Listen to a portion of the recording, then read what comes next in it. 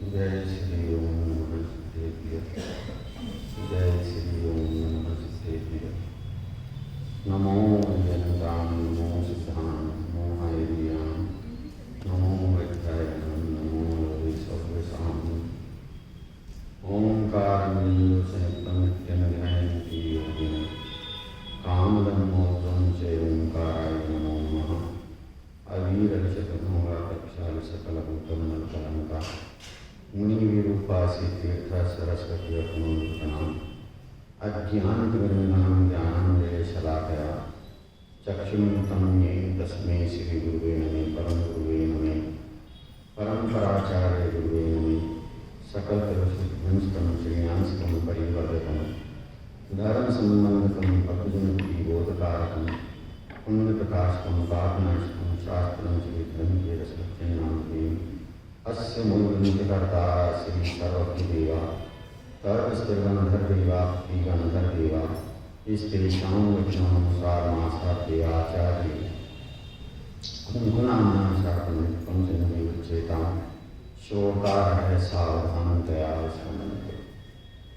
मङ्गलं भगवान् वीरो मङ्गलं गौतमो गणि मङ्गलं कुन्दकुन्दाजो जयन्तर्मोऽस्तु मङ्गलं सर्वमङ्गलमङ्गलं सर्वकल्याणकारकं प्रधानं सर्वधर्माणां जैनं जयतो शासिनं जैनं जयतो शासिनं जैन पापरं पावन चरित्र जल नीलि समान अपारे जिनके गुणों के कथन में घर न पारे पारे बस भीतराग ज्ञान जिनके कथन का सारे पूर्ण सर्वदर्शी सन्मति को वंदना शतवार वंदना शतवार। बोलिए वितरागी दीक्षा गुरु धर्म की क्षमावाणी पर्व की। आत्मा की परिउपासना करने के महान मंगलकारी 10 लक्षण महापर्व का समापन क्षमावाणी पर्व से होता है। यह क्षमावाणी पर्व 10 दिन के पश्चात उत्तम समाधि 10 धर्म जिन्हें महापर्व कहते हैं उन महापर्वों की समाप्ति के तत्काल बाद आता है। और यह एक ऐसा पर्व है जिसमें हम अपने संपूर्ण बैर भाव को छोड़ करके एक दूसरे से क्षमा याचना करते हैं और एक दूसरे के प्रति क्षमा भाव धारण करते हैं। इसे क्षमापना कहा जाता है। क्षमावाणी पर्व ओनली शब्दों तक सीमित नहीं है। क्षमावाणी पर्व शब्दों तक सीमित नहीं है। क्यों? कि शब्द तो भाषा वर्गणा है, पुद्गल की भाषा वर्गणा रूप शब्द है और इन शब्दों के माध्यम से हम क्षमा याचना करते हैं। यह तो एक संयोग रूप अपेक्षा का कथन है। तो बाही में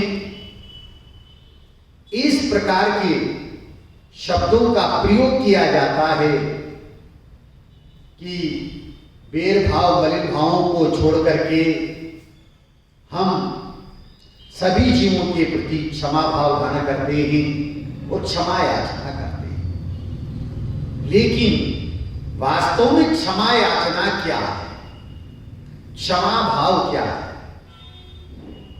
अपने आत्म स्वभाव को जानना, अपने त्रिकाली ध्रुव आत्म स्वभाव को जानना और उस रूप परिणमित होना, इसका नाम सबसे बड़ी क्षमा याचना है जो स्वयं के प्रति होती है। ध्यान से सुनना, सबसे पहले क्षमा याचना किससे करना है? तो स्वयं से करना। अपने निज भगवान आत्मा को जानना, और जानना ही नहीं, जानते रहना और उस रूप परिणम्य करना, इसका नाम सबसे बड़ी क्षमा है। और उस भगवान आत्मा की विराधना होना, उस भगवान आत्मा का विस्मरण होना, ये सबसे बड़ी भूल है। ये अनादि से हमारे साथ में चल रही है।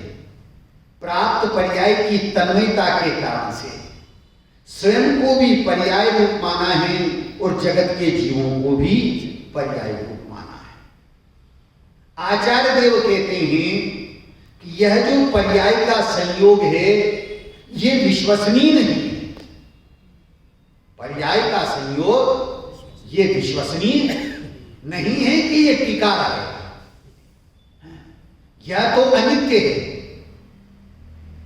और आता है 12 पावन मंगलराय की 12 पावन।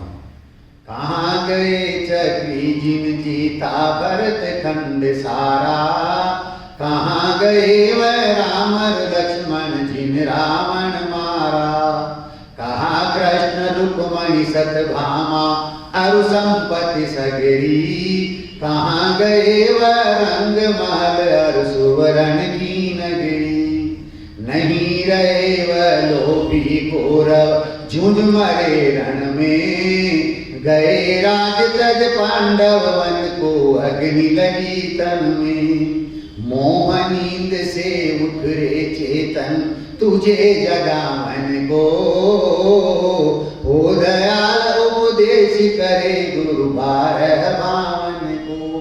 किससे जागृत कर रहे हैं? मोह निद्रा से। वो मोह निद्रा क्या है कि प्राप्त पर्याय की तन्मयता। अनादि से जो प्राप्त पर्याय की तन्मयता अपने में चल रही है, जगत वासियों को भी पर्याय रूप माना है। तो आचार्य देव कहते हैं सबसे बड़ा अपराध है, ये सबसे बड़ी भूल है, ये सबसे बड़ा दोष है।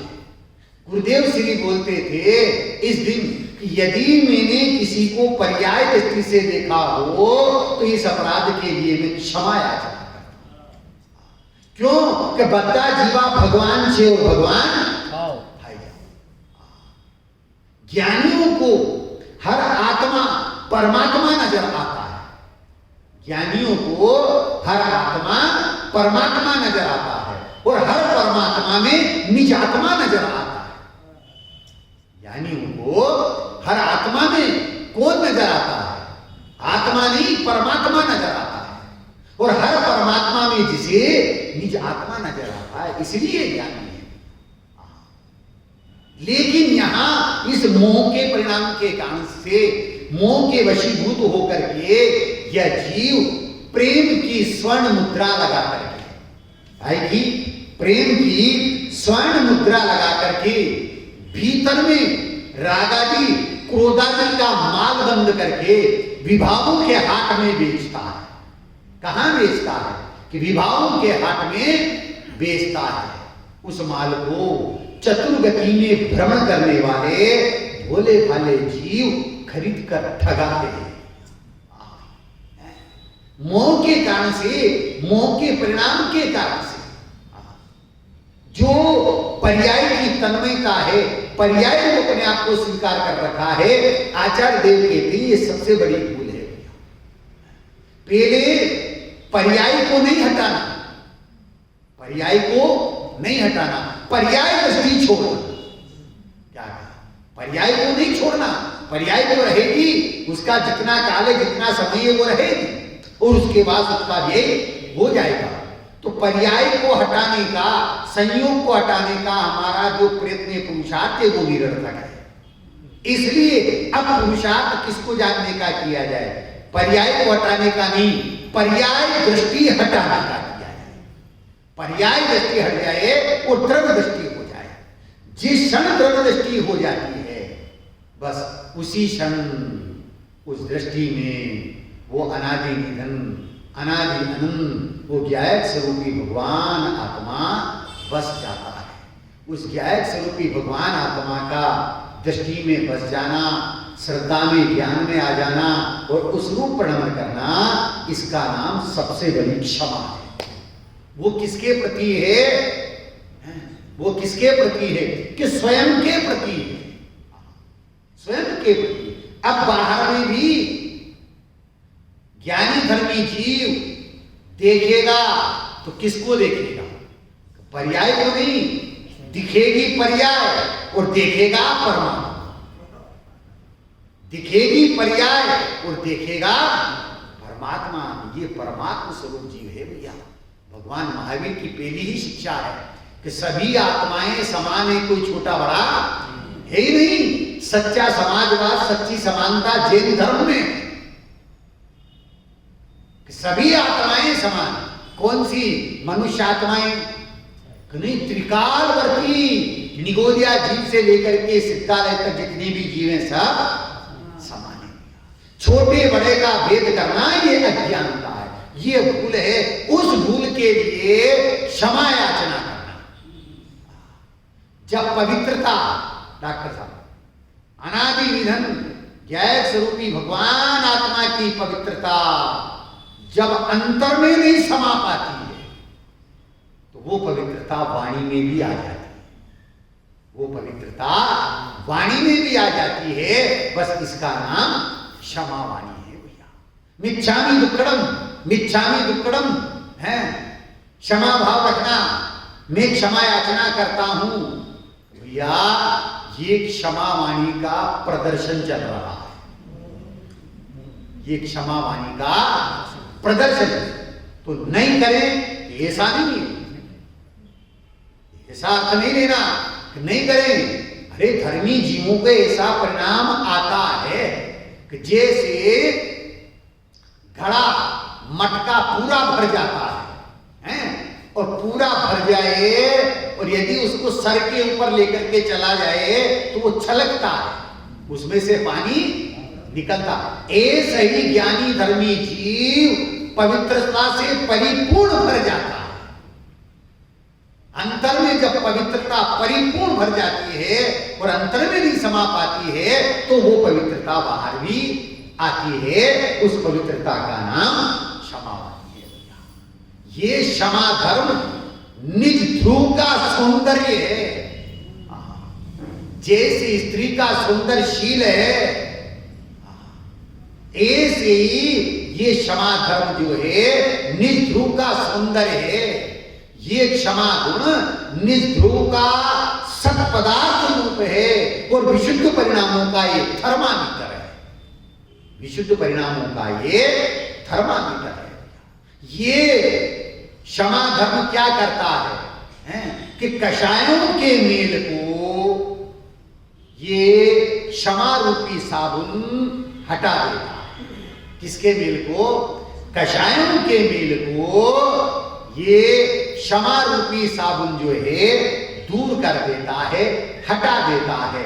और जैसा द्रव्य का आत्मा का स्वभाव है, स्वरूप है, वैसा का वैसा ही दृष्टि में आ जाता है। उसके लिए ज्ञानी क्या कहते हैं? ग्रंथादिरा समय सारणी में 186 नंबर की गाथा में आया है, ख्याल में हो किसी को?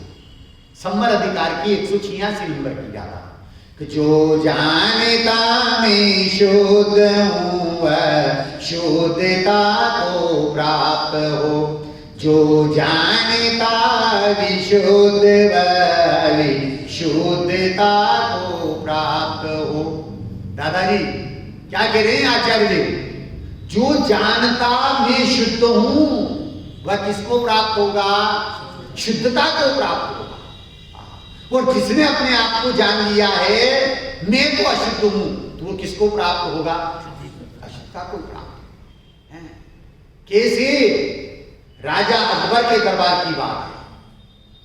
राजा अकबर के दरबार में बीरबल जो है मंत्री था, और एक दिन जो है राजा को जो है अपनी खत बनाना था। खत समझते ही? हाँ, खत मतलब गाड़ी को खत बनाना है। तो नाई को बुलाया और नाई उनकी खत बना रहा था।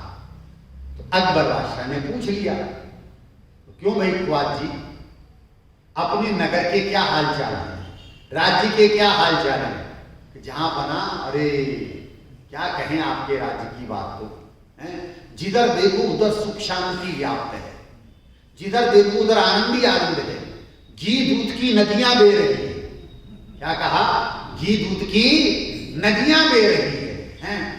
मैं कितना कहां तक कहूं, आपके राज्य में प्राणी मात्र सुखी है। सुनकर के राजा को बड़ा आश्चर्य हुआ। ओ मेरे राज्य के लोग ऐसे इतने सुख शांति में हैं, संपन्नता में हैं, बड़ी खुशी हुई। शाम को बीरबल आया। बीरबल से कहा राजा ने, बीरबल अपने राज्य के हाल चाल बता गया। वो बात क्या बताया? अरे जिधर देखो उधर घी दूध की नदियां बह रही है, सब सुख शांति से संपन्न है।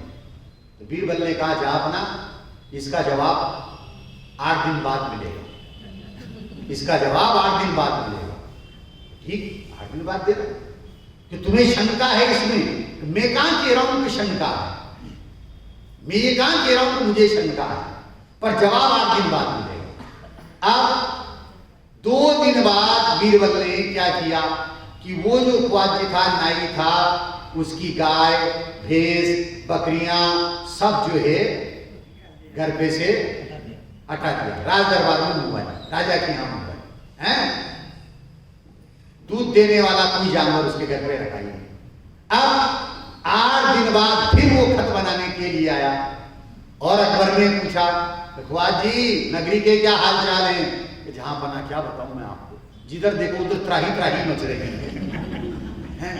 घी दूध के तो दर्शन ही नहीं होते हैं, जिधर देखो उधर सब लोग परेशान हैं। अब मेरा आपसे प्रश्न है कि 8 दिन के क्या हो गया ऐसा? 8 दिन पहले घी दूध की नदियां बह रही थी और अब त्राही त्राही मच रही है, घी दूध के दर्शन नहीं हो रहे। क्या कारण था इसका? कि उसके घर में धाये को सब धाया नजर आता है और भूखे को सब भूखे नजर आते हैं। उसी प्रकार से कहते हैं, जो जानता मैं शुद्ध हूं, जिसने अपने आप को ज्ञायक स्वरूपी भगवान आत्मा शुद्ध जान लिया है, वह परिणति में शुद्धता को प्राप्त करे। और जिसने अपने आप को क्या मान लिया है, मैं तो दीनहीन हूं, पामर हूं, गरीब हूं, स्त्री हूं, पुरुष हूं, तो उसे अशुद्धता ही प्राप्त होगी। गुरु द्रोणाचार्य कौरव और पांडवों को पढ़ाते थे। उन्होंने एक दिन जो है दुर्योधन को बुलाया और उससे कहा, दुर्योधन जाओ, इस लोक में यदि कोई सही और बढ़िया पुरुष हो, सज्जन पुरुष हो, उसको ढूंढ करके लाओ। क्या कहा द्रोणाचार्य ने? कि इस लोक में यदि कोई सज्जन पुरुष हो, बढ़िया पुरुष हो, उसे ढूंढ के लाओ। अब दुर्योधन गया और उसने सारे लोक का चक्कर लगा दिया और चक्कर लगा करके आया तो गुरु द्रोणाचार्य ने पूछा, दुर्योधन कितने सज्जन पुरुष मिले? तो दुर्योधन ने कहा, गुरुजी एक भी नहीं मिला, इस लोक में कोई सज्जन है ही नहीं। अब युधिष्ठिर जी को बुलाया, धर्मराज युधिष्ठिर जी आप जाओ, लोक में से कोई दुर्जन पुरुष मिले तो उसको ढूंढ के लाओ, कोई दुर्जन पुरुष मिले तो उसको ढूंढ करके लाओ। अब युधिष्ठिर जी गए, सारे लोक में घूम लिए और आगे गुरु द्रोणाचार्य के पास। गुरु द्रोणाचार्य ने कहा, युधिष्ठिर जी कोई दुर्जन पुरुष मिला? गुरुदेव मैं क्या बताऊं, सारे लोक में घूम लिया लेकिन मेरे को कोई दुर्जन नजर ही नहीं आया है। दुर्योधन को सज्जन नजर नहीं आया, युधिष्ठिर को दुर्जन नजर नहीं आया। कारण क्या है? दृष्टि का। बहुत बढ़िया। जो पीलिए का रोगी है उसे सारा जगत पीला नजर आता है, परंतु जगत पीला नहीं। हाँ, चश्मा जैसा चढ़ा रखा है। पीलिए का रोगी है तो उसे सारा जगत पीला नजर आता है, लेकिन जगत पीला नहीं है। जिसके स्वयं की प्रणति में विकार है उसे शुद्ध कौन नजर आएगा? और जिसकी प्रणति में विकार नहीं है, दृष्टि में भगवान आत्मा है, शुद्धता है, उसे कौन दुर्जन नजर आएगा? दोष तेरी दृष्टि में है, दृश्य एवं दृष्टा में दोष नहीं। ध्यान से सुनना है। दृश्य एवं दृष्टा में दोष नहीं है, दृश्य में भी दोष नहीं है और दृष्टा में भी दोष नहीं। दोष कहां है? तेरी दृष्टि में। इसलिए न सृष्टि बदलना है, न दृष्टा बदलना है, ओनली दृष्टि को बदलना है। किसको बदलना है? दृष्टि को बदलना है। जैसी दृष्टि वैसी सृष्टि, सिद्ध स्वयं को समझ ले। जैसी दृष्टि वैसी सृष्टि, सिद्ध स्वयं को समझ ले। द्रव्य दृष्टि सच्ची दृष्टि, द्रव्य दृष्टि सच्ची दृष्टि, अंतर इतना धर ले खोलो चेतन का खाता रे। जय हो जिनवाणी माता, खोलो चेतन का खाता रे। जय हो जिनवाणी माता। क्या कह रहे हैं? जैसी दृष्टि वैसी सृष्टि। दृष्टि के दोष को दूर करना है। दृष्टि में तेरे पर्याय बसी हुई है तो दृष्टि में ध्रुव को बसाना है। अनादिकालीन संसार रूपी मरुस्थल में, अनादिकालीन संसार रूपी मरुस्थल में मिथ्यात्व रूपी धूप से संतापित हृदय को, मिथ्यात्व रूपी धूप से संतापित हृदय को शीतलता प्रदान करने वाली आत्मकल्प वृक्ष की उत्तम क्षमा रूप घनी छाया ही समर्थ है। जो क्षमा को जानता है, क्षमा वाणी नहीं, क्षमा के बाद वाणी है। पहले किसको जानना है? क्षमा को जानना है। जो क्षमा को जानता है वो चिंतामणि, कल्पतरु, कामधेनु रूप चैतन्य को प्राप्त कर लेता है। किसको जानने वाला? क्षमा को जानने वाला चिंतामणि, कामधेनु, कल्पतरु रूप चैतन्य को जान लेता है। क्षमा चैतन्य की अद्भुत महान शक्ति है। क्या कह रहे हैं? क्षमा चैतन्य की अद्भुत महान शक्ति है जो इस क्षमा के सागर में डुबकी लगाता है। जो इस क्षमा के सागर में डुबकी लगा लेता है वो क्रोधाग्नि रूपी दावानल से, विकार रूपी दावानल से बच जाता है। यह क्षमा अतीन्द्रिय आनंद की पीयूष गंगा है। यह अतीन्द्रिय आनंद की पीयूष गंगा है, अतीन्द्रिय आनंद की तरंगणी है और इसका आश्रयदाता निज चिन्मय नाथ है और इसकी संगनी भीतराग सुंदरी है। किसकी? क्षमा। ऐसी क्षमा कैसे प्रकट होगी कि क्षमा स्वभावी आत्मा के आश्रय से, ज्ञान स्वरूप जो कारण परमात्मा है। ध्यान से सुनना, ज्ञान स्वरूप जो कारण परमात्मा है उसमें परिणति का एकाग्र होना, उसमें रहना, उसका नाम क्षमा है। उत्तम पदार्थ के आश्रय से ही उत्तम क्षमा प्रकट होती है। उत्तम पदार्थ के आश्रय से ही उत्तम क्षमा प्रकट होती है। जो सम्यक दर्शन, सम्यक ज्ञान जो परिणमन है, बस उसका नाम ही क्षमा है। अंतरंग के क्षमा स्वभाव के अवलंबन से परिणति में जो वीतराग दशा शुद्धता प्रकट होती है उसका नाम क्षमा है। ऐसी क्षमा जिस धर्मी जीव को प्रकट हो जाती है तो अब वाणी में भी उसके क्षमा आ जाती है। किसमें आ जाती है?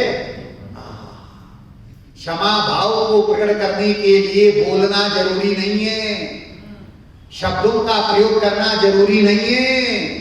हमारे सामने प्रथमान योग का उदाहरण है, डॉक्टर साहब ने सुनाया था, हैं? कमठ और पारसनाथ जी का कथानक कि कमठ जो है पार्श्वनाथ मुनिराज के ऊपर उत्सर्ग कर रहा है, ओले शोले पत्थर पानी बरसा रहा है, लेकिन तीर्थंकर जो होने वाले हैं उनके इतने पुण्य का उदय होता है कि ओले शोले पत्थर पानी उनको स्पर्श भी नहीं करते, छूते तक नहीं, लेकिन जगत के जीवों को दिखाई देता है। कमठ उत्सर्ग कर रहा है, ओले शोले पत्थर पानी बरसा रहा है, और धर्मेंद्र पद्मावती को रक्षा करने का परिणाम आया। रक्षा कर सकते नहीं, जीव स्वयं अपनी आत्मरक्षा से रक्षित है, उनकी पर क्या रक्षा करेंगे? हैं? स्वरूप में स्थिरता से स्वयं रक्षित हैं, लेकिन फिर भी उपकारी के उपकार को नहीं भुलाया जा सकता। धर्मेंद्र पद्मावती को पूर्व भाव में नाग नागिन की पर्याय में जब चल रहे थे तो पार्श कुमार ने नमोकार मंत्र सुनाया था, और सुना करके उनकी देह जो है समता भाव पूर्वक छूट गई थी। उस उपकार को चुकाने के लिए उन्हें ऐसा परिणाम आया और उन्होंने ये फणमुंडक रच दिया, प्रयास किया, लेकिन उनने रक्षा की ऐसा नहीं। क्यों? कारण क्या है? एक द्रव्य दूसरे द्रव्य का करता नहीं है। आकर्तृत्वपने का नाम जैन दर्शन है, आकर्तृत्वपने का नाम जैन धर्म है भैया। और जब ओले शोले पत्थर पानी बरसना बंद हो गए तो उन पार्श्वनाथ मुनिराज का धर्मेंद्र पद्मावती और कमठ के जीव दोनों के प्रति कौन सा भाव था? कौन सा भाव था? समभाव। कौन सा भाव था? इसका नाम क्षमावान। दोनों के प्रति समभाव। यशोधर मुनिराज के गले में राजा सैनिक ने सर्प डाला और चेलना के निमित्त से निकाला, लेकिन जब उपयोग बाहर आया तो दोनों को धर्म वृद्धि का आशीर्वाद दिया। इसका नाम है क्षमा। तो क्षमा वाणी के लिए बोलना जरूरी कहां है? शब्दों का प्रयोग करना जरूरी कहां है? तो बंद कर दें, ऐसा नहीं किया, बंद भी नहीं होगा, लेकिन पहले मूल भाव को, अर्थ को समझे भाई, यथार्थता को समझे। धर्म के क्षेत्र में हम आंखें बंद करके दौड़ लगा रहे हैं, धर्म के क्षेत्र में हम आंखें बंद करके दौड़ लगा रहे हैं, ये सबसे बड़ा अविवेक है। जबकि जीवन में कोई भी कार्य हम बिना विवेक के नहीं करते हैं। तो धर्म क्षेत्र में विवेक कहां चला गया? किस जगह चला गया? धर्म के क्षेत्र में हम आंखें बंद करके अंधेरी गुफा में दौड़ लगा रहे हैं, ये सबसे बड़ा अनिर्णय है, अपराध है। आचार्य देव कहते हैं इस अपराध को यदि दूर करना है, क्या करें? इस अपराध को यदि दूर करना है तो आचार्य देव ये कहते हैं जो बात हुई वह बात गई, वह बात न वापस आती है। जो बात हुई वह बात गई, वह बात न वापस आती है। जो रात हुई वह रात गई, वह रात न वापस आती है। जो प्रात हुई वह प्रात गई, वह प्रात न वापस आती है। दुल्हन को लेके बारात गई, बारात न वापस आती है। जो पर्याय मिली पर्याय गई, पर्याय न वापस आती है। और समकित की पर्याय मिले तो सीधी मोक्ष ले जाती है, सीधी मोक्ष ले जाती है। ऐसी सम्मित की पर्याय प्राप्त करना है भैया। ऐसी सम्यक दर्शन की परिणति पर्याय प्रकट होगी तो निश्चित रूप से अंतर की जो पवित्रता है वो बाहर में भी आएगी, प्रकट भी होगी और वाणी में भी आएगी। उसका नाम क्षमा वाणी है। पर निंदा त्याग कर मन में वैराग धर, क्रोध मान माया लोभ चारों परिहार रे। पर निंदा त्याग कर मन में वैराग धर, क्रोध मान माया लोभ चारों परिहार रे। हृदय में तोष धर समता सो सिर धर, धर्म का भेद लऊ खेद में न पर रे। कर्म का वंशी खोय मुक्ति का पंथ जोए, अरे कर्म का वंशी खोय मुक्ति का पंथ जोए। सुगति के बीच वो दुर्गति से डर रे। एते सब काज करे एते सब काज होई, बार बार कहूँ तोई। एते सब काज होई बार बार कहूँ तोई। नाही तू सीधार तूनी गोद तेरू घर रे, नाही तो सीधार तूनी गोद तेरू घर रे। क्या कह रहे हैं? हेड ऑफ द डिपार्टमेंट कौन सा है? निगोद है, हेड ऑफ द डिपार्टमेंट। वहां से आए हैं महाभाग्य से। जिस जीव को 2000 सागर की तरस पर्याय मिल गई है, उस साधिक समय में 740 निगोद में चले गए, 1260 स्वर्ग में चले गए, 2000 तो पूरे हो गए। अब बचे कितने? कि साधिक। इस साधिक अवस्था में यदि आत्मा की श्रद्धा ज्ञान प्रतीति करते हुए सम्मत प्राप्त नहीं किया, सिद्धालय को प्राप्त नहीं किया, तो कहां चला जाएगा? वापस हेड ऑफ द डिपार्टमेंट निगोद में चला जाएगा। इसलिए अपना कल्याण करने के लिए क्या करना है? हमारे गुरु कहते हैं। कौन कहते हैं? गुरु हैं। गुरु शब्द है, इसमें वर्ण कितने हैं? चार। बहुत बिल्कुल सही जवाब। हाँ, गुरु ग प्लस उ प्लस र प्लस उ। ग अर्थात गवेषणा करी, उत्कृष्ट आत्म स्वभाव की, और र मतलब उसमें रमण किया, और उपदेश भी उसी का किया। ऐसे गुरु हमें समझा रहे हैं। और क्या कह रहे हैं भैया? हैं? ध्यान से सुनना।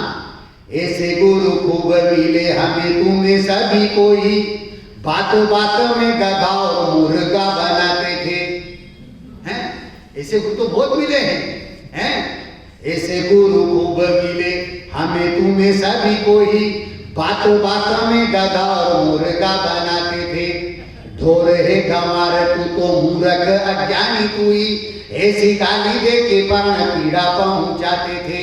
अरे धन्य है कहान गुरु देशना भी धन्य धन्य, अरे धन्य है कहान गुरु देशना भी धन्य धन्य। सब कोई भगवान कह के बुलाते थे, सब कोई भगवान कह के बुलाते थे। जीव राजे जिन्नी राजे सिद्ध के समान तू ही, अरे जीव राजे जिन्नी राजे सिद्ध के समान तू ही। कहने वाले गुरु का हम तुम ही कहते थे, कहने वाले गुरु का हम तुम ही कहते थे। कैसे गुरु मिले हैं भैया? हैं? मुर्गा गधा बनाने वाले नहीं, ऐसे गुरु नहीं मिले हैं भैया। कैसे गुरु मिले? सबको भगवान कहने वाले, सबको भगवान बताने वाले कि बद्दा जीवा भगवान छे और भगवान था। स्वभाव से तू भगवान है? तू स्वभाव से भगवान है, और पुरुषार्थ करे तो परिणति में भी भागवत पनी को प्रकट कर सकता है। वो भागवत बना परिणति में प्रकट हो, वीतराग दशा परिणति में प्रकट हो, बस इसका नाम सच्ची क्षमावाणी है। वो किसके प्रति? अपने प्रति। क्षमा अपने से मांगना है भैया। मैंने अपनी ज्ञान परिणति में इस गायक की विराधना की है। अनादि से अपनी ज्ञान परिणति में गायक की विराधना की है। बाहर में माता और बहन को देखने से विकार वासना का परिणाम उत्पन्न नहीं होता है, उसी प्रकार से ज्ञायक को देखने से, ज्ञायक का अवलंबन लेने से क्रोधादि विकार का परिणाम उत्पन्न ही नहीं होता है। किसको देखना है? ज्ञायक को देखना है। और कहां देखना है? अपनी ज्ञान प्रवृत्ति में देखना है।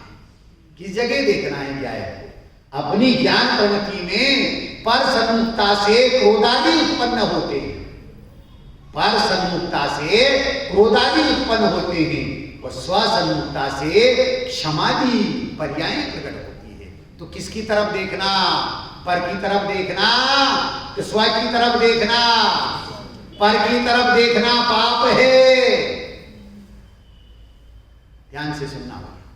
पर की तरफ देखना पाप भाव है, जिनराज की तरफ देखना पुण्य भाव है। पर की तरफ देखना पाप भाव है, जिनराज की तरफ देखना पुण्य भाव है, और ज्ञायक स्वभाव की तरफ देखना धर्म भाव है। कौन सा भाव चाहिए?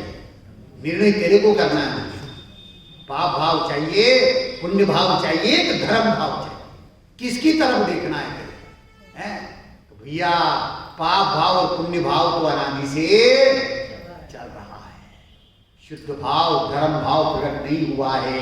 इसलिए ज्ञायक का अवलोकन करना है, ज्ञायक की दृष्टि करना है, प्रतीति करना है, अनुभूति करना है, उसका वेदन करना है। और जब अनुभूति प्रतीति पर्याय में होगी तो परिणति में धर्म भाव प्रकट होगा। वीतराग परिणति शुद्ध दशा, उसका नाम धर्म है। और ऐसा धर्म जिस जीव को प्रकट होता है वो धर्मात्मा है। क्या कह रहे हैं? धर्म भाव जिसको प्रकट होता है वो धर्मात्मा। क्या कहते हैं ज्ञानी? हाथ यूं करेगा हिंसक बनेगा। डॉक्टर साहब, हाथ यूं करेगा हिंसक बनेगा, हाथ यूं करेगा भिखारी बनेगा। हाथ यूं करेगा भिखारी बनेगा, हाथ यूं करेगा भक्त बनेगा, और हाथ पे हाथ धरेगा तो भगवान बनेगा। क्या बनना है? भक्त नहीं भगवान बनूंगा। क्या बात? भक्त से नहीं, मैं तो भक्त नहीं, भगवान। ये भगवान बनने का मार्ग है, ये दास बनने का मार्ग नहीं है भैया। जिसको अंतर में वह क्षमा स्वभाव दृष्टि में आ जाता है, ज्ञान प्रवृत्ति में क्षमा भाव प्रकट हो जाता है, तो ऐसा धर्मी अब बाही में क्षमा भाव प्रणमित होता है। चाहे अनुकूलता हो चाहे प्रतिकूलता हो। अनुकूलता है तो धर्म समझ लेना, ऐसा है। अभी कितनी अनुकूलता मिली अपने को, हैं? जैनी इतना पुण्य लेकर के आता है कि उसे एक समय का भोजन तो मिलेगा ही मिलेगा। और आप ध्यान से सुनना, ख्याल करना, हैं? और अगर आपने कहीं देखे हो तो मेरे को बता देना। हर जाति के भिखारी मिल जाएंगे, हैं? पर जैन जाति का कोई भिखारी देखा हुआ आपने कभी? नहीं, मिलेगा ही नहीं। क्यों? अरे जैनी इतना पुण्य लेकर के आता है, कितनी अनुकूलता है। इस अनुकूलता में धर्म को समझ लेना, और प्रतिकूलता आ जाए तो धर्म की साधना कर लेना। अभी धल श्री बहन को सुनाया मैंने, तुमने कहा भैया अनुकूलता है ये विश्वास करने लायक नहीं है। अनुकूलता है ये विश्वसनीय नहीं है। क्यों नहीं है? कि संयोग का वियोग अवश्यंभावी होता है, ना जाने कब पाप का उदय आ जाए। और प्रतिकूलता आ जाए तो निराश नहीं होना। प्रतिकूलता आ जाए तो निराश नहीं होना। क्यों? ये पूर्व पाप कर्म के उदय से प्रतिकूलता ही है। इसमें यदि अगर मैं समभाव रखूंगा, समता भाव रखूंगा, तो आगामी कर्म बंद नहीं। समभाव, समता भाव, क्षमा का भाव रखूंगा तो आगामी कर्म बंद नहीं होगा। प्रथमान योग भरा पड़ा है कि देखो अकंपनाचार्य आदि मुनिराज, देखो वो 500 मुनिराज जिनको घानी में पेला गया, देखो वो गुरुदत्तादिक मुनिराज, देखो वो सुकुमार मुनिराज, देखो वो चाणक्य मुनिराज अपने 500 शिष्यों के साथ में थे और उनके ऊपर उपसर्ग किया, और ऐसा उपसर्ग किया विधर्मियों ने, वो तो स्वरूप स्थिरता में स्वरूप में से गुप्त हुए कि उन्होंने केवल ज्ञान को प्राप्त कर लिया। यह है संभव। सुख में नहीं जे नर हर्ष करे, दुख में न विषाद करे मन में। सुख में नहीं जे नर हर्ष करे, दुख में न विषाद करे मन में। धन पाकर जेन गुमान करे, नहीं दीन बने अग्निपन में। तजिराग विरोध प्रमोद भरे, लघुता गुरुता न गिने जन में।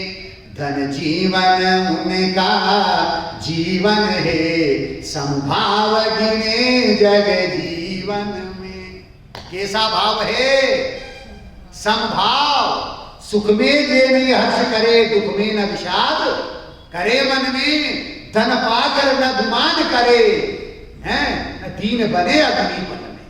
तजिराग विरोध प्रमोद भय, लघुता गुरुता न गिने जन में। छोटे बड़े का भेद करना, इसका नाम अज्ञानता है। ज्ञानी धर्मी जीवों की परिणति कैसी होती है? संभाव रूप त्रिकालवर्ती जीव उनके लिए समान है, कोई छोटा बड़ा नहीं है। ऐसे छोटे बड़े का भेद उनके समाप्त हो गया है। संभाव है, समदृष्टि है, और समदृष्टि के कारण से वाणी में प्रवर्तन होता है संभाव रूप। तो अब वाणी में भी संभाव ही आता है, वाणी में भी संभाव आता है। क्यों? देखो ज्ञानियों की परिणति और दशा।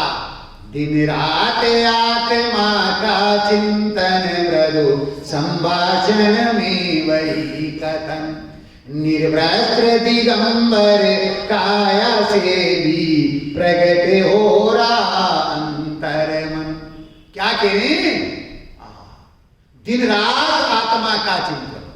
किसका चिंतन चलता है? उनके आत्मा का चिंतन। आत्मा का चिंतन चलता है, विचार चलता है। वो विचार, वो चिंतन छूट करके आत्म स्थिरता होती है, तो परिणति में उनके शुद्धता प्रकट हो जाती है, वीतराग दशा प्रकट हो जाती है। उसका नाम रत्नत्रय, उसका नाम मोक्ष मार्ग है, उसका नाम धर्म है। अब शुभोपयोग की दशा में, उपयोग की बहिर्मुख दशा में वाणी में कौन आता है? कौन आता है वाणी में? अरे जिसका चिंतन चल रहा था, जिसका विचार और विकल्प चल रहा था, अब वो बात वाणी में आती है। और उस वाणी को जगतवासी सुनते हैं तो जगतवासी निहाल हो जाते हैं, कृत्य हो जाते हैं। कहा उस वाणी को जब जगतवासी सुनते हैं तो वो निहाल हो जाते हैं, कृत्य हो जाते हैं, धन्य हो जाते हैं। अहो टोडरमल जी के शब्दों में, मुझे तो इन बातों की खबर ही नहीं थी।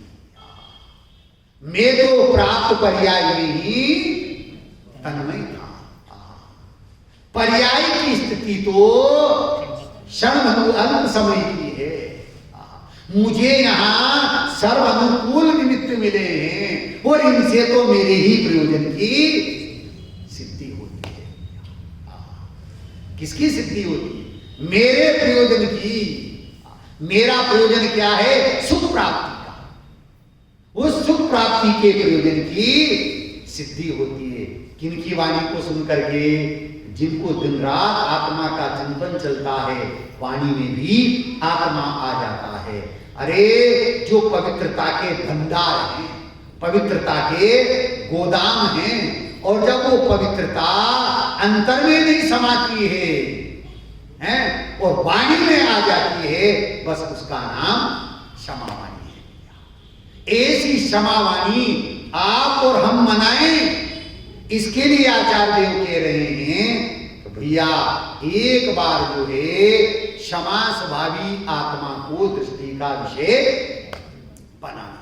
वो क्षमा स्वभावी आत्मा जब अपनी दृष्टि का विषय बनता है, श्रद्धा का श्रद्धे, ज्ञान का ध्येय, ध्यान का ध्येय, चारित्र्य की चर्या का विषय बनता है, तो परिणति में क्षमा प्रकट हुए बिना रहती नहीं है।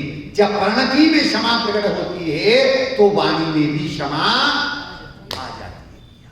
उसका नाम क्षमावाणी है। और सबसे पहले क्षमा किससे मांगना? तो स्वयं से क्षमा याचना करना कि मैंने अपने आप को नहीं जाना है। जब स्वयं से क्षमा याचना करे, अपने भगवान आत्मा को जानना और जानते रहना, इसका नाम यथार्थ में क्षमा याचना है। और अपने भगवान आत्मा का विस्मरण होना, विराग ना होना, इसका नाम सबसे बड़ी भूल है भैया। तो सबसे पहले अपने स्वयं से क्षमा याचना करना। अब बाहर में परिणति आती है तो जो त्रिकालवर्ती जीव हैं, उन सभी जीवों को क्या देखना, क्या मानना कि सभी जीव भगवान आत्मा है। सभी जीव भगवान आत्मा है। पर्याय दृष्टि को गौण करना है, पर्याय को हटाना नहीं है, पर्याय दृष्टि छोड़ना। जैसे ज्ञानी कहते हैं कि देह नहीं छोड़ना, देह बुद्धि छोड़ना। देह तो अपने समय में छूटेगी, तेरे छूटने से छूटने वाली नहीं, तेरे रखने से रहने वाली नहीं, उसका परिणाम स्वतंत्र है। देह नहीं छोड़ना, देह दृष्टि छोड़ना। इसी प्रकार से पर्याय नहीं छूटेगी, पर्याय दृष्टि को छोड़ना है। और पर्याय दृष्टि छूट जाएगी, द्रव्य दृष्टि हो जाएगी, तो सभी जीव, त्रिकालवर्ती जीव भगवान आत्मा है, ये ज्ञान में आ जाएगा, ये जानेगा। और ऐसा जानना, समझना, प्रणमन करना, इसका नाम यथार्थ से जो है क्षमावाणी पर्व है। अब इतना नहीं कर सके तो कम से कम जो कर रहे हैं, क्या कर रहे हैं? मिच्छामि दुक्कडम। भैया जाने अनजाने में मेरे द्वारा कोई अपराध हो गया हो, गलती हो गई हो, किसी का दिल दुखा हो, किसी को आकुलता उत्पन्न हो गई हो, तो मैं किसकी साक्षी में? निश्चय से कारण परमात्मा की साक्षी में और व्यवहार से कार्य परमात्मा की साक्षी में क्षमा याचना करता हूं। उसके लिए मैं क्षमा याचना करता हूं। आपने बहुत ही, हमारे यहाँ भी क्षमावाणी का पर्व मन रहा है अभी, और हमारे यहाँ तो दादाजी अनंत चतुर्दशी को मन जाता, इतनी फुर्सत कहाँ है बनी, 2 दिन का इंतजार है।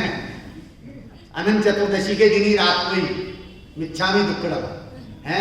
ये तो जो स्वाध्याय से जुड़े हुए हैं, माँ जिन्वानी की पावन गोद में बैठते हैं, वो जो है उत्तम ब्रह्मचर्य के बाद में भी 2 दिन बाद भी क्षमावाणी, और वास्तव में क्षमावाणी का पर्व तो आज ही है। और उस क्षमावाणी के पर्व को मनाते हुए सभी से मिच्छामि दुक्कडम करें, जाने अनजाने में अपराध के लिए क्षमा याचना करते हुए वर्ष भर का खाता जो है क्या कर लें? क्लोज कर दें, बंद कर दें, और कल से फिर नया खाता प्रारंभ कर दें, नया कार्य जो है शुरू कर दें। क्यों भैया? इस पर्याय का, आयु का कोई भरोसा नहीं है। कहा है प्रभु ने, ध्यान से सुनना भैया। अब थी रह गई थोड़े रहने की, अब थी रह गई थोड़े रहने की, जी मती करियो छोटो, काहे तुम बिन कारण दुख भोगो, काहे तुम बिन कारण दुख भोगो। अब प्रीति रह गई थोड़े रन की, जी मत करियो छोड़ो, काहे तुम बिन कारण दुख भोगो, काहे तुम बिन कारण दुख भोगो। अक्षय अनंत सकति को स्वामी, अक्षय अनंत सकति को स्वामी, शीत समान अवलोको, काहे तुम बिन कारण दुख भोगो, काहे तुम बिन कारण दुख भोगो। अब प्रीति रह गई थोड़े रन की, जी मत करियो छोड़ो, काहे तुम बिन कारण दुख भोगो। मल सम जान विषय को त्यागो, मल सम जान विषय को त्यागो, फिर करे क्यों जो, काहे तुम बिन कारण दुख भोगो, काहे तुम बिन कारण दुख भोगो। अब प्रीति रह गई थोड़े रन की, जी मत करियो छोड़ो, काहे तुम बिन कारण दुख भोगो। सुखमय साधु सिद्ध तक लख लो, सुखमय साधु सिद्ध तक लख लो, या में नाही है धोखो, काहे तुम बिन कारण दुख भोगो, काहे तुम बिन कारण दुख भोगो।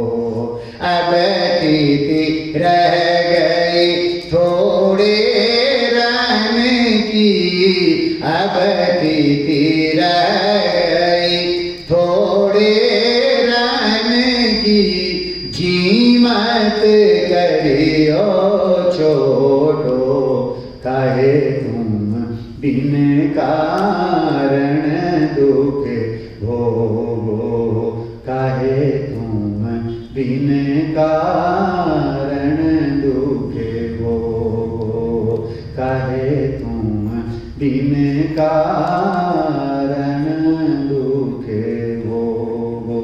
दुखों से मुक्ति के लिए सुख स्वरूपी भगवान आत्मा को अपनी दृष्टि का विषय बनाएं, श्रद्धा का श्रद्धेय बनाएं, ज्ञान का ध्येय बनाएं, ध्यान का ध्येय बनाएं, चारित्र की चर्या का विषय बना करके अपनी परिणति में वीतराग दशा को प्रकट करें, सुख दशा को प्रकट करें और पर्याय दृष्टि को छोड़ करके द्रव्य दृष्टि हो।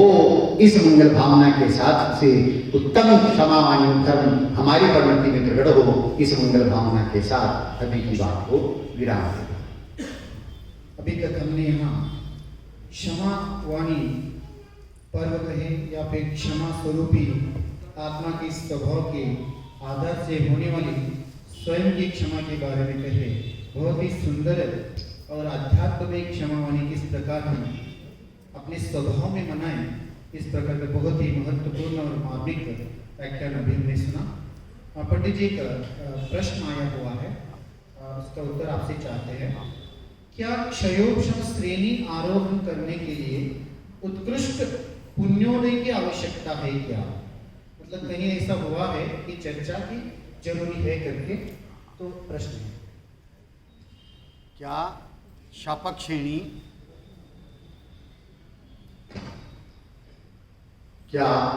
श्रेणी आरोहण के लिए उत्कृष्ट पुण्योदय आवश्यक है? प्रश्न आपका ये है। देखिए, शपक श्रेणी आरोहण कर रहा है तो उसके लिए जरूरी नहीं है कि पुण्य का उदय हो। पाप के उदय में भी शपक श्रेणी आरोहण हो सकता है। और हमारे सामने प्रथमान योग भरा पड़ा हुआ है। देखो ना, गज कुमार मुनिराज, सुकुशल मुनिराज, जिनके पाप का उदय था, लेकिन पाप के उदय में पाप भाव नहीं था, हैं? पुण्य भाव नहीं था, और पुण्य पाप से रहित शुद्ध भाव था, तो उन्होंने केवल ज्ञान को प्राप्त कर लिया है। इसलिए शपथ श्रेणी आरोहण के लिए यदि उत्कृष्ट पुण्य का उदय हो या आवश्यक हो, ऐसा कोई जरूरी नहीं। हाँ, ऐसे भी है शपथ श्रेणी आरोहण करने की कोई प्रतिकूलता नहीं है, और सहज रूप में जो है, जैसे ही 7वां अप्रमत्त गुणस्थान है और उस अप्रमत्त गुणस्थान में अतीन्द्रिय आनंद का रसास्वादन कर रहे हैं, अब उस आनंद की वृद्धि के लिए स्वरूप स्थिरता और बढ़ती है और 8वें गुणस्थान में आ जाता है। अब बाह्य में कोई प्रतिकूलता नहीं, लेकिन बढ़ाना क्या है? आनंद, मुझे वो आनंद और मिले, लेकिन ऐसा विकल्प भी नहीं है, क्योंकि अवस्था कैसी है? शुद्धोपयोग की है, अप्रमत्त दशा की है, स्वरूप स्थिरता की है। तो जैसे जैसे स्वरूप स्थिरता बढ़ती जाती है, ऐसे बाह्य में जो है आरोहण, शपथ श्रेणी आरोहण होता है, और 8वां, 9वां, 10वां और 12वें स्थान में प्रवेश हो जाता है। तो श्रेणी आरोहण के लिए चाहे उपशम श्रेणी हो, चाहे शपथ श्रेणी हो, दोनों के लिए स्वरूप स्थिरता का उग्र पुरुषार्थ आवश्यक है। क्या आवश्यक है? स्वरूप स्थिरता का उग्र पुरुषार्थ आवश्यक है। ना पापोदय आवश्यक है, ना पुण्योदय आवश्यक है। और अगर और आपके ख्याल में कोई ज्ञान में हो तो मेरे को बताना। देखो, मैं हमेशा एक बात कहा करता हूं, मैंने भी बहन को, धवल श्री बहन को भी बता सुनाया कि मैं कह रहा हूं वो सत्य नहीं है। ध्यान से सुनो, मैं कह रहा हूं वो सत्य नहीं है, सत्य है उसको मैं कह रहा हूं। मर्म समझना, सत्य है उसको मैं कहता हूं। सत्य का वर्णन, सत्य का बखान अपनी प्रसिद्धि के लिए नहीं कर रहा। क्या कहा? सत्य का दिग्दर्शन, सत्य का बखान, जिनवाणी की चर्चा अपनी प्रसिद्धि के लिए नहीं करना। तो प्रसिद्धि किसकी करना? ज्ञायक स्वरूपी भगवान आत्मा की प्रसिद्धि करना, बाह्य में वितराग देवशास गुरु की प्रसिद्धि करना। भैया, इनकी प्रसिद्धि में तो अपनी प्रसिद्धि स्वमेव हो जाएगी। हाँ। और एक प्रश्न है, श्रावक का समाधि मरण कैसे करें? बहुत बढ़िया, क्या बात है, बहुत अच्छा प्रश्न है। और इसके लिए मोक्ष मार्ग प्रकाशक का जो 9वां अधिकार है, और जब ये समाप्त होगा 9वां अधिकार, उसके तत्काल बाद समाधि मन का स्वरूप है। और गुमानी राम जी ने जो लिखा है, टोडरमल जी के पुत्र, उनने बहुत मार्मिक वर्णन उसमें है। लेकिन प्रश्न है, दोबारा प्रश्न पढ़ रहे हैं आप। श्रावक का समाधि मरण कैसे? बहुत बढ़िया, कि श्रावक का समाधि मरण कैसे हो? हैं, तो पहले तो श्रावक किसे कहते हैं ये समझिए। किसका नाम श्रावक है? जो श्रद्धावान हो, विवेकवान हो, क्रियावान। श्रद्धावान, विवेकवान और क्रियावान। कि श्रद्धावान किसकी श्रद्धा? ज्ञायक स्वरूपी भगवान आत्मा की श्रद्धा। अब बुद्धि पूर्वक उपयोग उस ज्ञायक में लगा है, ये विवेकवान, और उस रूप परिणाम हो गए। तो जब उस ज्ञायक में उपयोग लगता है, स्थिरता होती है, और स्थिरता होने पर 2 चोकड़ी कषाय का अभाव हो जाता है। कितनी चोकड़ी कषाय का? ये निमित्त का कथन है। उपादान का कथन क्या है? कि स्वरूप स्थिरता बढ़ी तो बाह्य में 2 चोकड़ी कषाय का अभाव हो गया। इसका मतलब पंचम गुण स्थान हो गया, और पंचम गुण स्थान वाला ही यथार्थ में व्रती श्रावक कहा जाता है। ज्ञानी श्रावक के योग आंशिक शुद्धि जो है प्रकटना प्रारंभ हो गई है, इसलिए वो श्रावक। अब ऐसा श्रावक क्या भावना बाता है? आदि व्याधि उपाधि से रहित। किससे रहित? आदि व्याधि उपाधि से रहित। मैं डॉक्टर साहब से कहा करता हूं, पहली बार जो है इतने लंबे समय के लिए आपका समागम मेरे को मिला है? और बुजुर्गों का समागम मिलना ये बहुत बड़े भाग्य की बात होती है? तो इनके समागम में रहते हुए मेरी धर्म आराधना विशेष हुई है, चर्चा भी विशेष हुई है। तो मैं इनसे कहता रहता हूं, बस एक ही भावना है कि ये देह छूटे तो कैसे छूटे? धर्म आराधना पूर्वक छूटे। देह छूटने की चिंता नहीं, देह छूटने का विकल्प नहीं, क्योंकि इसका समय तो निश्चित है। पर चिंता और विकल्प किसका है? कि समभाव पूर्वक साधना पूर्वक देह छूटे। तो ऐसे ही श्रावक की भावना ये रहती है, आदि व्याधि उपाधि से रहित।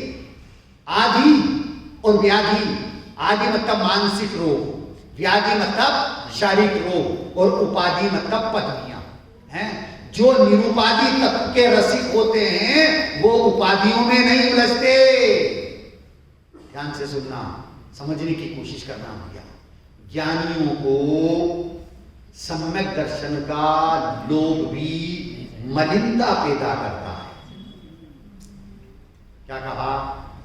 ज्ञानियों को सम्यक दर्शन का लोभ भी मलिनता प्रदान करता है। अर्थात ज्ञानियों को सम्यक दर्शन का लोभ भी नहीं होता। केवल ज्ञान का लोभ नहीं होता और सिद्ध पर्याय का लोभ नहीं होता। क्यों नहीं होता? कारण क्या है? कि सम्यक दर्शन का जो विषय, केवल ज्ञान का विषय, सिद्ध पर्याय का विषय, त्रिकाली ध्रुव भगवान आत्मा दृष्टि में आ गया है। अपने सम्यक दर्शन की चिंता नहीं, केवल ज्ञान की चिंता नहीं, सिद्ध पर्याय की चिंता नहीं। निहाल भाई सोगानी जी की तरह दर्भ दृष्टि प्रकाश में क्या कहा उन्होंने? अरे सिद्ध पर्याय, केवल ज्ञान पर्याय को आना होगा तो आएगी। मैं तो वर्तमान में ही सिद्ध स्वरूपी हूं, केवल ज्ञान मैं ही। ऐसी आदि व्याधि उपाधि से रहित है। जिस जीव की परिणति होती है आदि व्याधि उपाधि से रहित, स्वयं स्थिरता होती है। समाधि का मतलब क्या है? सम प्लस आदि। सम अर्थात त्रिकाल एक रूप रहने वाला ज्ञायक स्वरूपी भगवान आत्मा, बस उसमें परिणति एकाग्र हो जाती है, उसका नाम समाधि है। और उसी को संलेखना, क्या करें? समाधि पूर्वक देह का छूटना, उसका नाम संलेखना। सत्य संलेखना कैसे बनाए? सत्य लेखन, सत स्वरूपी, क्योंकि द्रव्य का लक्षण क्या है? सत द्रव्य लक्षण। सत स्वरूपी आत्मा का लेखन, लेखन मतलब देखते हुए, अवलोकन करते हुए, श्रद्धा ज्ञान प्रकृति अनुभव करते देह छूट जाती है। इसका नाम संलेखना है, इसका नाम समाधि मन है। तो ये संलेखना समाधि मन जो है ज्ञानी धर्मी जीव को भी जो है, श्रावक को भी हो सकता है और होता है। मुनिराजों को तो होता ही है, परंतु श्रावकों को भी होता है। मुनिराज को तो पंडित मरण होता है। मुनिराज को तो पंडित मरण होता है। बराबर, बिल्कुल सही है, पंडित मरण होता है। और एक छोटा सा प्रश्न है, हाँ, कि भेद विज्ञान जगाने के लिए हाँ। हमारा दैनंदिन जीवन कैसा होना चाहिए, चिंतन कैसा होना चाहिए? फिर दोबारा करें प्रश्न। भेद विज्ञान जगाने के लिए हाँ, हमारा दैनंदिन जीवन कैसा होना चाहिए? दैनिक जीवन है। हाँ, दैनिक जीवन कैसा होना चाहिए हाँ। और चिंतन कैसा होना चाहिए? और हैं, देखो, चिंतन की चिंता नहीं करना, चिंतन की चिंता नहीं करना। क्यों? कि सवेरे भी आया था कि चिंता करेंगे तो देह चिता में जलेगी, हैं? इसलिए चिंतन भी सहज, चिंतन भी सहज। पर चिंतन किसका चले? स्व पर के भेद विज्ञान का। और स्व पर का भेद विज्ञान भी कैसे? देखो, शायद पहले दिन की चर्चा में आया होगा, हैं, कि विशेष ज्ञान किसको कहते हैं? किसका नाम विशेष ज्ञान है? कि मात्रा का नाम विशेष ज्ञान नहीं है। गुणात्मकता से विशेष ज्ञान का संबंध है, जो आत्मा की और परद्रव्य की भिन्नता पूर्वक प्रकट होता है। विशेष ज्ञान किसका नाम है? विशेष ज्ञान का संबंध मात्रा से नहीं, गुणात्मकता से इसका संबंध है, जो स्वपर की अर्थात आत्म स्वभाव की भिन्नता पूर्वक प्रकट होता है। कि कैसे हैं, कैसे करे? मेरा शरीर बहुत सुंदर है, मेरा नगर बहुत सुंदर है, मैंने जो प्लेट बनाया है ये बहुत सुंदर है, इसका डाइनिंग हॉल है, इसके शयन कक्ष एक से एक बढ़िया है, इसका नाम विशेष ज्ञान नहीं है। विशेष ज्ञान किसका नाम है? ये है सो मैं नहीं और ये मेरे नहीं, इसका नाम विशेष ज्ञान है। ये है सो मैं नहीं और ये मेरे नहीं, ऐसा भेद विज्ञान स्वभाव की श्रद्धा और आश्रय पूर्वक हुए, इसका नाम सच्चा भेद विज्ञान है। इसका नाम सच्चा चिंतन है। अज्ञानी की दृष्टि अनुकूल प्रतिकूल की होती है, इष्ट अनिष्ट की होती है, और ज्ञानी की दृष्टि स्वपर की होती है। ज्ञानी की दृष्टि कैसी होती है?